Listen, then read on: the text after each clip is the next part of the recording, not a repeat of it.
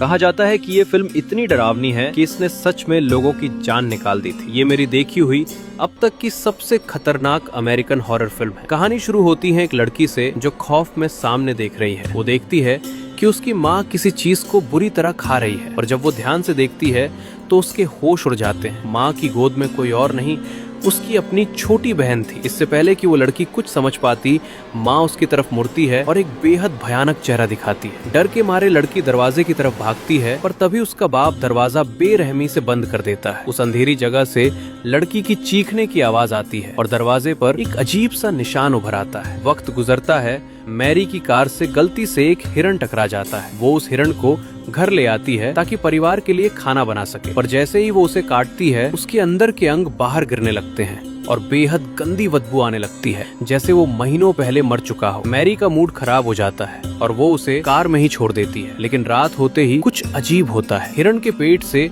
अचानक एक शैतानी हाथ बाहर निकलता है और फिर एक खौफनाक जीव बाहर आता है। तभी पड़ोस में रहने वाला बेन छत पर कदमों की आवाज सुनकर जाग जाता है। वो टॉर्च लेकर बाहर देखता है पर वहाँ कोई नहीं होता। तभी उसकी नजर मैरी के घर के नीचे एक बड़े सुराख पर पड़ती है। जैसे ही वो जांच करने बढ़ता है, पीछे से एक अजीब चीख सुनाई देती है और मैरी के घर की लाइट अचानक जल उठती है। अगली सुबह मैरी अपने बच्चों के साथ बाहर आती है और देखती है कि सारे फूल पौधे मुरझा चुके हैं। वो उस सुराख को देखती है पर उसे लगता है कि शायद किसी जानवर का काम होगा और उसका छोटा बच्चा अचानक रोने लगता है, जैसे उसे वहाँ किसी का डर हो। मजबूरी में मैरी उसे लेकर अंदर चली जाती है। रात को जब पूरा परिवार सुकून से बैठा होता है, तभी मॉनिटर पर दिखता है कि बच्चा अचानक डर गया है और उसके पास एक बेहद भयानक मॉन्स्टर खड़ा है। वो मॉन्स्टर बच्चे की तरफ अपने नुकीले नाखून बढ़ाता है। मैरी शोर सुनकर भागती है।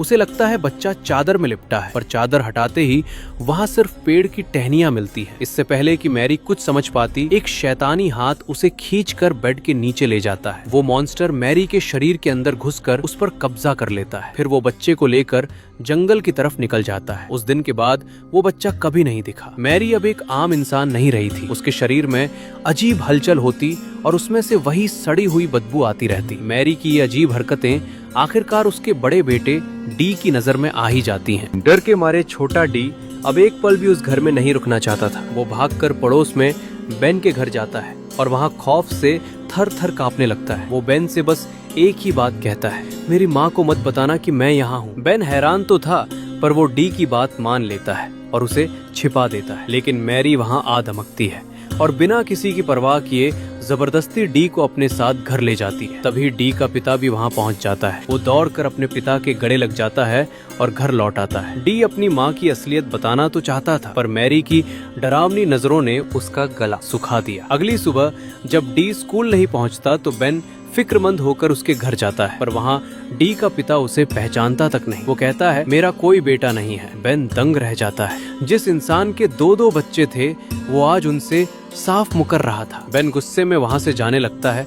तभी उसकी नजर दरवाजे के पायदान के नीचे बने उस अजीब उल्टे त्रिकोण के निशान पर पड़ती है। बेन को दाल में कुछ काला लगता है। वो घर आकर इंटरनेट पर इस निशान के बारे में छानबीन करता है और जो सच सामने आता है वो रूह कपा देने वाला था। ये निशान एक ऐसे आदमखोर शैतान का था जो आधा इंसान और आधा जानवर होता है। ये शैतान जंगलों में घात लगाकर बैठते हैं और खूबसूरत औरतों का शरीर कब्जा कर लेते हैं। इनका मुख्य शिकार छोटे बच्चे होते हैं और ये घर के मर्दों को भी अपने वश में कर लेते हैं ताकि किसी को शक ना हो। बेन समझ जाता है कि मैरी के साथ भी यही हुआ है। अनहोनी को रोकने के लिए बेन अब दिन रात मैरी के घर पर नजर रखने लगता है। वो देखता है कि मैरी बार बार तहखाने में जाती है और हर बार उसके हाथ में एक रहस्यमयी थैला होता है। उस थैले का सच जानने के लिए बेन रात के अंधेरे में कूड़ेदान की तलाशी लेता है और उसे वहाँ उन दोनों बच्चों का सामान मिलता है।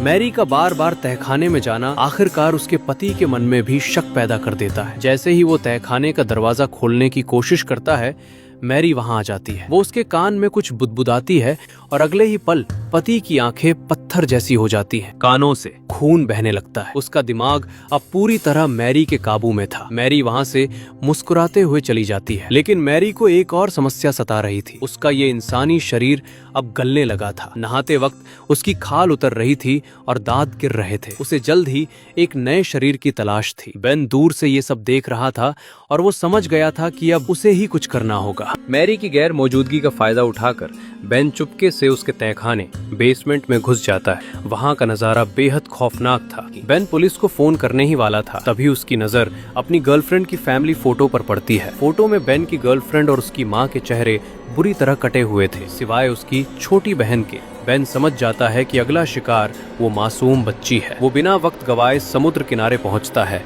जहां वो देखता है कि वो शैतान बच्ची को घने जंगल की ओर ले जा रहा है। बेन उसे बचाने के लिए पीछे भागता है, पर उस जीव की ताकत के आगे वो टिक नहीं पाता और सिर पर पत्थर लगने की वजह से वहीं बेहोश हो जाता है। जब बेन को होश आता है तो वो राक्षस गायब हो चुका था। वो मायूस होकर घर लौटता है, पर वहाँ पुलिस पहले से उसका इंतजार कर रही थी। बेन पर चोरी और घुसपैठ का आरोप लगा था और उसे 15 दिन की जेल हो जाती है। वो पुलिस को उस शैतान के बारे में बताने की कोशिश करता है, पर कोई उसकी बात नहीं मानता। यहाँ तक कि उसके अपने पिता को भी लगता है कि बेन का दिमाग खराब हो गया है। तभी बेन की नजर स्टेप मदर पर पड़ती है, जिसके पास रखे फूल अचानक मुरझाने लगते हैं। बेन को यकीन हो जाता है कि उस राक्षस ने अब मैरी का शरीर छोड़ उसकी सौतेली माँ पर कब्जा कर लिया है। बेन आव देखा न ताव पास पड़ी एक भारी चीज उठाकर उस पर दे मारता है। आवाज सुनकर बेन के पिता वहां दौड़ कर आते हैं, पर तब तक वो शैतानी औरत एक मजबूर शिकार का नाटक करने लगती है। पिता गुस्से में पुलिस से बेन को ले जाने के लिए कहते हैं,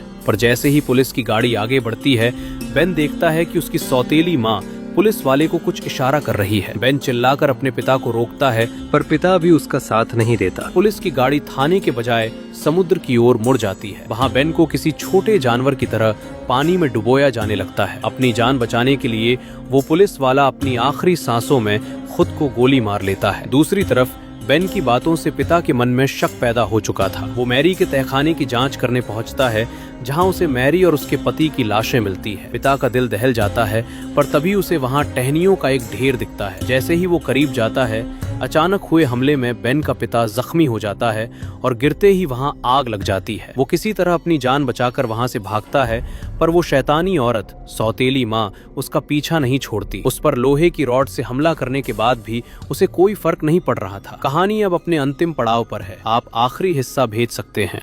पर जैसे ही वो चैन की सांस लेते, उन्हें एहसास हुआ कि असली खतरा अभी टला नहीं है। वैन के पिता को नीचे गिरा देती है और उसे मारने वाली होती है। तभी वैन वहां पर पहुंच जाता है। वो पुलिस वाले की बंदूक लेकर आया था। वो गोली चलाकर सौतेली माँ को कुछ समय के लिए ढेर कर देता है। वैन अपने पिता को लेकर वहां से निकल जाता है। अचानक उसकी माँ की बॉडी फटने लगती है। उसके अंदर से वो शैतान निकलता है, लेकिन तब तक वो दोनों निकल चुके होते हैं। अगर इसका नेक्स्ट पार्ट चाहिए तो कमेंट कर।